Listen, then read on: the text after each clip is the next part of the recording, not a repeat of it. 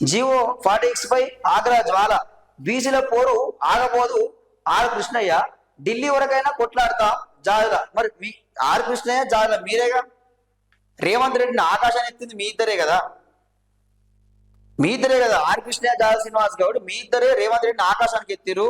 బీసీల కోసం 42% రాజకీయ రిజర్వేషన్ కల్పిస్తూ జీవో విడుదల చేశారని చెప్పి ఒక్కొక్కరు సోషల్ మీడియాలో మాత్రం ఓ రేవంత్ రెడ్డి దేవుడు, బీసీలకు రిజర్వేషన్లు వచ్చేసినాయి, జీవో విడుదల చేసిండు అని చెప్పి సోషల్ మీడియాలో పెద్ద పెద్ద పోస్టులు పెట్టారు కదా.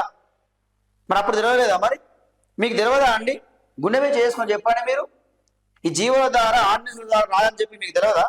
మీరు కూడా తెలిసి ఒత్తాస పలికిరని చెప్పి చాలా మంది తెలంగాణలో బీసీలు మాట్లాడుకుంటా ఉన్నారు. ఇది ఏదో జర్నలిస్ట్ రామన్నగా నేను మాట్లాడుతున్న మాట ఏం కాదు. ఇక్కడ తెలంగాణలో ఉన్న బీసీ సంఘాలు బీసీలు మాట్లాడుతూ ఉన్నారు.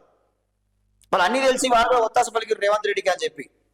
సో అది మీరు గ్రహించుకోవాలి. ఇప్పటికైనా మీరు గ్రహించుకొని బీసీ ఉద్యమాలు చాలా బలంగా చేయాలి, కేంద్రం మీద ఒత్తిడి తీసుకురావాలి, బలమైన ఉద్యమాలు చేపడాలని చెప్పి కూడా జరుగుతూ ఉంది.